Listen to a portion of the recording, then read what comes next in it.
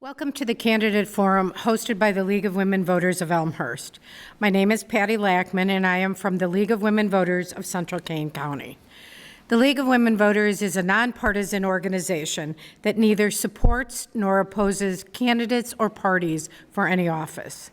The League's purpose is to promote political responsibility through the informed and active participation of citizens in government. Providing this forum allows citizens to become better informed about the issues facing their community and to become better acquainted with the candidates running for office. We are happy to provide this service for the community. The League of Women Voters is not responsible for verifying the accuracy of statements that candidates make in this forum. At this time, I would ask that you please turn off cell phones and other electronic devices. I would also ask that you refrain from applauding or in other ways demonstrating support or opposition. No campaign literature may be passed out in this room, and feel free to put your campaign bling on again once you leave this room. No cards and pencils have been provided on which the audience may submit your questions. Questions will be screened only for duplication, clarity, and appropriateness. Please signal a League volunteer when your question is ready for submission. Also signal a volunteer if additional note cards are needed. Realize that we might not get to all of the questions. This forum is concerning information on the Elmhurst Park District's referendum. There will be a 15-minute presentation by Executive Director Jim Rogers and Elmhurst Park District Commissioner President Kevin Graf. Questions from the audience will follow. All yours. Great. Good afternoon. I'm Kevin Graf, President of the Elmhurst Park Board of Commissioners. I'm glad to be here today on behalf of the board and would like to thank the Elmhurst League of Women Voters for hosting today's forum, including the Park District. On behalf of my fellow commissioners, I am very pleased that we are giving the residents of Elmhurst the choice to fund high-priority projects identified by the community. And now I'll turn it over to Jim Rogers, our Executive Director, to present what we hope will elevate Elmhurst Parks. Jim? Thank you very much, Kevin. Appreciate it very much. And again, thank you everyone for being here and to the League for hosting today's forum. We've prepared a presentation that we look forward to taking you through. What we're talking about today is a referendum on the November 5th general election. As I'm sure most in the room know, early voting starts later this upcoming week. This is a bond referendum. Those bonds can be issued only for the construction of the types of projects that we'll be talking about in this presentation. The funds cannot be used for operations at the district, for paying salaries and things like that, only for construction. And this is a fixed increase to the Park District's property tax levy for a 25-year period of time, so similar to a mortgage. This is not a permanent tax increase on your tax bill. This is a limited time referendum, very similar to referendums that the school district has undertaken in the past and the one that the library in Elmhurst undertook back in the early part of the century. And specifically, our Elevate Elmhurst Parks plan is, we're very proud of it. It's very much based upon feedback that we have received from the community. During 2023, during our process, we received over 4,800 individual touch points of feedback from the community. This involved in-person and online opportunities. We did a community survey of recreational needs and interests, which I'll talk about in a moment. We went out to different parks and areas in the community to garner feedback as well, hosted open houses, just did a number of things, and we were very, very pleased with the feedback and input that we received. And what came out of that really is an urgency, as Commissioner Graf alluded to before, to enhance and improve and really elevate parks and recreation in this community. The overall findings were not things that necessarily surprised the district, and as we've been talking to folks in the community, have really been a surprise to the community, but really indicated that these still exist and are current important needs of the community. And the chief among them are aging facilities. The Elmhurst Park District manages more than 24 facilities within this community. The average age of those facilities ranges between 50 and 60 years of age in terms of all of our facilities. In addition, we have overflowing demand for our programs and services. I'll talk about that a little bit more later in the presentation. And then really what we also have is an issue of space versus need. Our spaces really do not align with the current needs of this community. Most all of the district's facilities and buildings are buildings that were originally built for a different purpose than the purpose that the district has sort of retrofitted and made them work for today. And then lastly, essential funding and why additional funding is needed to address these high priority needs. I'll talk about that a little bit more in the presentation as well. So when we talked to the community, we asked them about their needs and what they wanted to see the Park District address and what their priorities were, I should say. And it asked the community in two different ways. One was the importance of certain recreational amenities, and then the other was the unmet need. And so you'll see what sort of rose to the top. Again, not really things that are surprising, but there might be certain things that you don't see as high priorities, and you'll think, wow, well, there's a lot of that goes on in this community. How come it's not on the list, so to speak, or it's not at the top of the list? And the reason for that might be because it's something that's very important, but there isn't as much of an unmet need. An example of that would be tennis.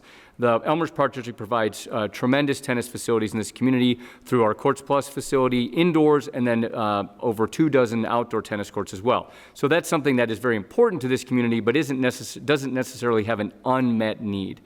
What came out from the community, though, from an indoor facility perspective were things that were very important with a high level of unmet need, and those are looking at an indoor walking and running track, indoor gymnasium and court space, indoor turf fields, and indoor multipurpose rooms. And then when we talk about how we might look to address those and how the Park Board might look to address those, we look at our Wagner Community Center. The Wagner Community Center desperately needs to be updated.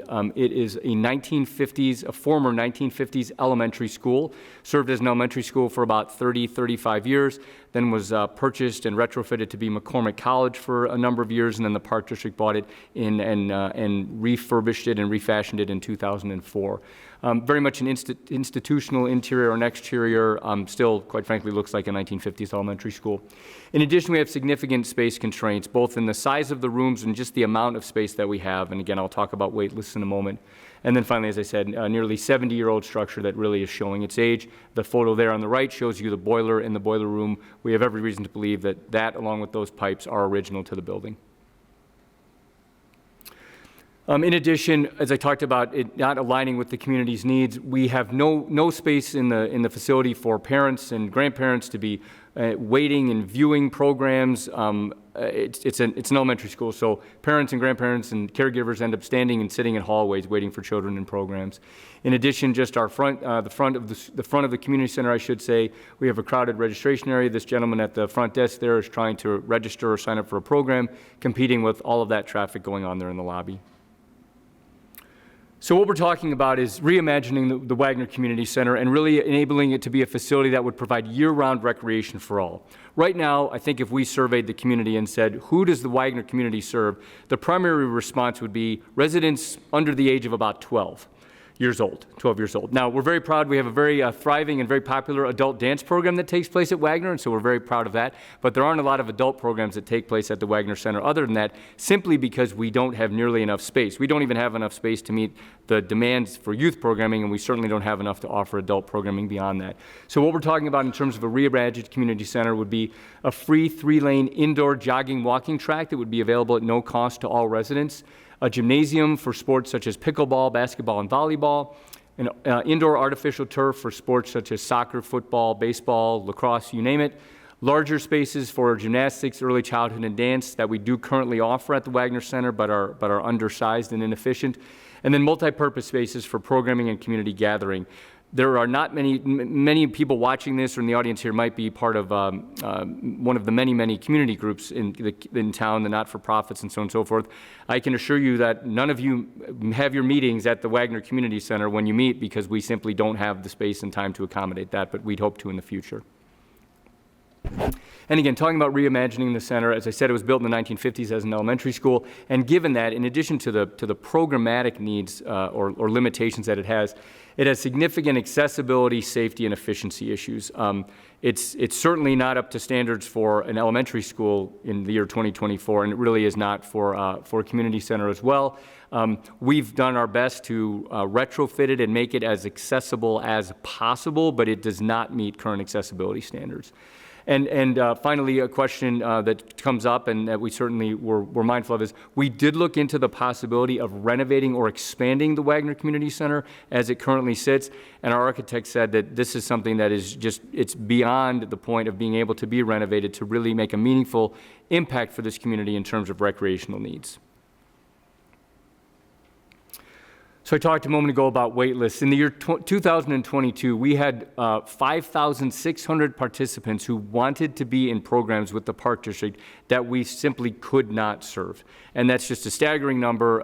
It's horrible, and we would love to try to be able to serve those participants. And again, those are folks and children, adults, whomever, that are on wait lists for our existing programs, not to mention that the amount of program expansion that we could do if we had more space as well. And so if a referendum were to pass and a new Wagner Community Center were to be built, this is the ground level view of what it would look like to enter that building. For those of you who may not know, the Wagner Community Center is located adjacent to Barron's Park, north of North Avenue and just south of Lake Street. And then from the perspective of an aerial view, you see this here with the reimagined Wagner Community Center. The existing Wagner Community Center sits in about the middle portion of that building, and this plans would call for expanding it both to the right and left or east and west. One of the things our architects were very mindful of in looking at this design was to put the taller parts of the building, that part on the far right-hand part of the picture there is where the gymnasium would be, and obviously it would be a taller building, but we've intentionally put that at the back of the site, up by the back of some car dealerships and soccer fields, and worked very hard to keep it out of the neighborhood and away from the residential homes that are in proximity to the center. You can see some residential homes up there to the top north there at a cul-de-sac, and then south of the front of the building as well. In addition to asking on all of our community feedback and our surveys about indoor recreational needs, we also asked the community about their outdoor recreational needs. And two things rose to the top in terms of unmet need and importance. The first was park restroom buildings, permanent park restroom buildings to take the place of porta potties, and then an outdoor community band shell or amphitheater. And I'll make note of the fact that the park restroom buildings were the highest rated park amenity of indoor, outdoor, of everything. So what we're looking at here is the notion of doing a permanent community band shell in Wilder Park. The Park District for decades has done concerts and performances and movies in Wilder Park, but never with a permanent performance space. It's always been on a rented stage, or we used to own a bandwagon on a trailer that we brought into the park, but the community is saying that they'd like us to look at something permanent. This next slide will show you, very important, where we would look to locate the band shell, and it's kind of in the middle of the screen there. Maybe I can use, I'm not going to take my risk of turning off the pointer, but you can see it there right in the middle of the image there, and it would be in the same location where we have always done concerts and movies and performances. So right out there in the lawn east of the Wilder Mansion, same seating if you've ever been to a movie or a concert in the Park District. We're kind of excited about this idea too, because Park District records indicate that one of the first ever recreational programs that the Elmhurst Park District offered was back in the early 1940s, and it was a program called Music Under the Stars in Wilder Park, and so there's really just something neat about tying that together with a permanent space. In addition, we're looking at, as I said, the highest rated amenity, and that's providing more heated, permanent, year-round restroom buildings in 4 parks. Looking at one in Wilder Park to accompany the band shell, but then also one at the north end of town at Crestview Park, one at the south end of town at Eldridge Park. Both of those parks have lots of walking paths and trails, and then also one along the Illinois Prairie Path as well. If you spent any time at the Prairie Path or in these parks recently, I hope you might have seen one of these informational signs that we put up with. They've been pretty eye-catching and really get the message across. In addition, from an outdoor amenities perspective, there is a tremendous demand for athletic fields in this community, both ball diamonds and rectangular fields for things like soccer and lacrosse and football and such. So we're also looking at converting up at Barron's Park, we have 4 full-size soccer football fields right now. 2 of them are made of synthetic turf, 2 are natural grass, and we're looking at converting a 3rd natural grass field into synthetic turf. Synthetic turf allows a tremendously increased amount of play on it seasonally, from really, winter, if the weather allows it, all the way to year-round. And then in terms of the location and timing of these projects, on the right there is a map with the stars indicating the park locations that we're talking about. And then from a timing perspective, if the referendum were to pass in November, we would spend 2025 beginning detailed design development and engineering of all of the facilities that would be developed and constructed. We would then have to temporarily relocate all of our programs out of the Wagner Community Center, and we would look to do that by first of all, making as efficient possible use as we could of existing Park District facilities, and then likely renting some space as well. The Park District faced a similar circumstance to this about 25 years ago when we were leasing a former elementary school from District 205. We had to move out of that because the lease ended, and we leased some storefront space, we leased warehouse space for our gymnastics and dance programs, and we would look to do something like that again. And so we would move out in fall of 2025, and then over the next 2-year period, we would demolish the existing building and rebuild the new, and then build the new one to open in fall of 2027, so there would be a 2-year period of transition there. And concurrent to the construction of the Wagner Community Center, we would then look to build the other facilities as well. I want to also mention that this would really be a historic milestone for the Elmhurst community. The Elmhurst Park District last went to referendum in 1971, so we have not gone to referendum in 53 years.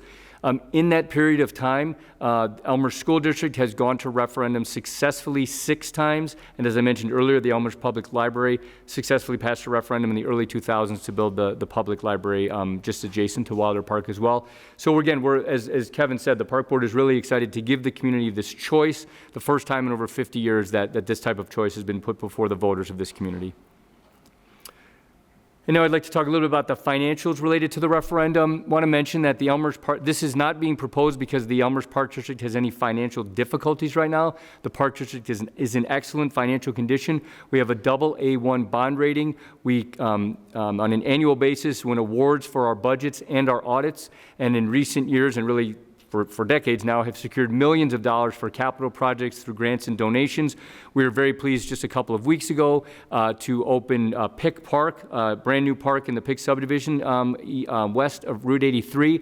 Half of that park redevelopment project was paid for through a grant through the state of Illinois. But then when I talk about, when we have on the slide here about insufficient funding, the Elmhurst Park District's finances do not allow us to take on a bond as large as is required to build this new community center and these other projects. And that's actually a good thing for the taxpayers of Elmhurst. It's, we have the park districts are subject to something called a non-referendum bond limit, and that's a good thing. If I didn't, just to mention, I also live in the community, so I'm a taxpayer here as well. But what it says is that a park board can't just decide to go out and do a project like this and put this on the tax rolls without getting feedback from the community. And so given what our non-referendum limit is, it is not possible for the park district to consider an effort and an undertaking like this without going to referendum, asking the community, and then giving them a choice.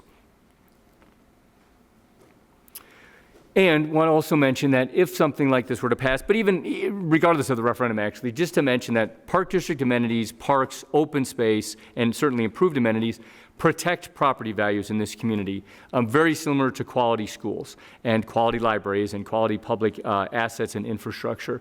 We also believe that the successful passage of this referendum would enhance the overall economic health and vitality of the community and make Elmhurst an even better place to live, work, and play. I want to point out, too, from the tax perspective, this bar chart, there's a lot of detail on it, but we have certain things highlighted on purpose. This bar chart shows the tax rates of every park district, just the park district, in DuPage County, from the highest on the left to the lowest on the right. The red marker there that says "You are here" indicates the tax rate for the Elmhurst Park District. One of the things that we hear from residents in this community is, I don't understand why our park district doesn't have facilities like such and such community or such and such community. And in certain respect, this chart illustrates why. So we feel this is very important to share with the community to understand where Elmhurst sits in regard to its contribution, if you will, to parks and recreation as compared to other communities. I want to point out, too, that if this referendum were to pass, right now we sit, I'd call it at the top of the bottom third of park districts. If this were to pass, we would sit at the bottom of the top third, so about 789 down from the top. So I want it to be understood that we would not be looking at a tax rate that would put us anywhere near the top of park districts in DuPage County. Another important thing to point out is the fact of what percentage the park district takes up of the local property tax bill. On the right there, we show that the Elmhurst Park District receives just 5 cents of every property tax bill that an Elmhurst taxpayer pays. On the left, what that sort of pie chart shows you is where your tax dollars go as a percentage to the various governmental entities. The largest being School District 205 at about 74.4%. Not a surprise to anyone who lives in the community. We have a terrific school system. A number of referendum have been passed in recent years to rebuild the infrastructure, and so that is not a surprise. But the Park District sits there at about 5%, as I said, of the tax bill or of every tax dollar paid. And now looking specifically at the project itself, and all of this information is available on the Park District's website. I realize in the audience it might be a little bit hard to see some of this, but the overall project cost for all of the projects that I highlighted earlier is just under $90 million, $89.95 million. The vast bulk of that is for the Wagner Community Center. I should have mentioned earlier, but I will now. The current Wagner Community Center is about 30,000 square feet. The proposed new center would be more than 4 times that size. It would be 127,000 square feet, and is projected to cost just under $85 million. The chart then at the bottom of the slide shows the impact to the taxpayer based upon home market value. We show on this chart here $400, $500, $600, $800, and $1 million value. But one of the nice things is also on the Park District's website, we have a tax impact calculator. So anyone watching or in the audience, you can go to our website, pull out your property tax bill, take your equalized assessed value from your property tax bill, plug it in, and it will tell you exactly what the increase in taxes would be to you specifically, and you don't have to go off making estimates from a chart like this if you would like. As I'm about here to wrap up, want to just again re-highlight the highlights that we think this will bring to the community and really the benefits. It will provide greatly enhanced and increased year-round recreation for all ages. It will protect property values. It will provide more modern amenities that this community has told us that they want to see. It will enhance the quality of life, and it will really be a historical milestone for Elmhurst. Just a couple of last slides here. Next steps, we're going to be holding a virtual Q&A online this coming Wednesday. Folks can register online with us if they'd like to participate in that. But we'll also be holding 3 open houses at the Wagner Community Center later this month and into October if folks want to come and see the plans and the renderings, ask questions, or get behind-the-scenes tours of the Wagner Center as well. And with that, I thank you very much for your time and the League again for the opportunity to be here today. Thank you. Very informative. I think I want to use your park district when you're done, if you pass. So we have 5 questions here, and the first one is, how will you use the KIES, K-I-E-S, Center if the referendum passes? Terrific question. So the Keys Center, for those who may not know, the Mary E. Keys Recreation Center is a newer facility for the Elmhurst Park District. We bought the former Redeemer Lutheran Center on St. Charles Road. It sits adjacent to another brand new park in Elmhurst, Centennial Park. The Keys Center we program it and intend the majority of its use to be as an adult center. Not strictly a senior center, but it's primarily functions as a senior center during the daytime, but really as a programming space for programs for adults of all ages. In recent community feedback that we've gotten, in addition to what you heard today from a programming perspective, we've heard that there is much more desire for programming for adults. So that is how we are using that now. Over the course of the couple of years between 2025 and 2027, if we were to need to move out of the Wagner Center, we certainly would be making as much use of that facility as we could to accommodate the programs that have to move out. But we would still have our focus, certainly daytimes, on senior programming. Thank you. Would the Park District consider a Silver Sneakers program? Yes, thank you. Excellent question. The Silver Sneakers program is a program that relates to membership fees paid at health clubs. The Elmhurst through health insurance programs. The Elmhurst Park District operates Courts Plus, Racket, and Health Club. We do not participate in the Silver Sneakers program right now. The Silver Sneakers program, what it's designed for from the perspective of health clubs, is to be an incentive to have, speaking frankly, senior citizen members join your health clubs. A lot of health clubs struggle to attract that demographic to their health clubs. At Courts Plus, we do not struggle to attract that demographic. A large portion of our membership is based on that demographic very successfully over the years, and so we have not found a need to enter into that type of program. Thank you. Some bathroom questions. How will year-round bathroom facilities be monitored to prevent misuse and/or problems with safety? Sure. Great question. That is a terrific question. I'll answer it in two ways. One is to mention that currently, as we sit here right now, the Elmhurst Park District, I don't have the number off the top of my head, but we provide year-round public restrooms like this at least a half a dozen park locations right now, generally without incident. So that's one thing to just have in mind, is we do it right now and we don't really have incident. Are they porta potties? No, I'm talking permanent restroom Okay. buildings. We also have porta potties at park locations in addition, so thank you for asking that. But no, I'm talking permanent restroom buildings. We have them at Wilder Park, we have them at Butterfield Park. We have them at Barron's Park in 2 locations. So we do this right now and don't really have incident. Part of the reason why we don't have incident, though, is for 2 reasons. One, we have a program at the Park District called our Park Ambassador Program, and we have staff who work for us. You might have seen them out in the parks. They're always the staff out there driving our trucks around.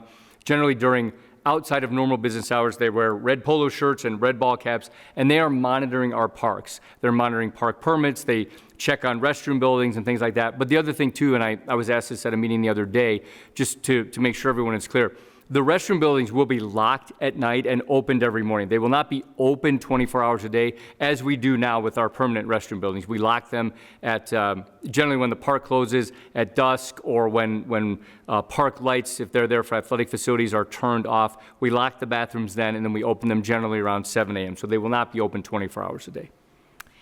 Another bathroom question. Where along the Prairie Path will the heated restrooms be? That is a great question. Now, I'm gonna have a little fun with the audience. I'm gonna let Commissioner Graf answer that. No, I'll answer that question, I promise. We have not made a final determination of where the restroom buildings would be located. Well, we're first asking the community if they see value in and decide whether or not they want to fund a permanent restroom building along the Prairie Path. Once we have the answer to that question, we will then invest time and resource into determining exactly where. And part of that is because it's like with the Wagner Community Center too, or even the Wilder Park Band Shell. What we've shown you right now is, as far as we have gone with planning, we have concept plans, but we have not engaged architects and engineers to go farther and deeper than that, because quite frankly, the park board doesn't want to spend your tax dollars on getting into the details of projects that might not happen. So with the restroom building itself, there are a number of locations that would make a lot of sense along the Prairie Path, and I joke at every meeting, I get asked this question a lot, that if we surveyed the room, it would probably be a third think it should be here, and a third think it should be here, and a third think it should be here. So we look forward to hoping to need to address that and come up with a final location if the community decides they want to fund it. Thank you.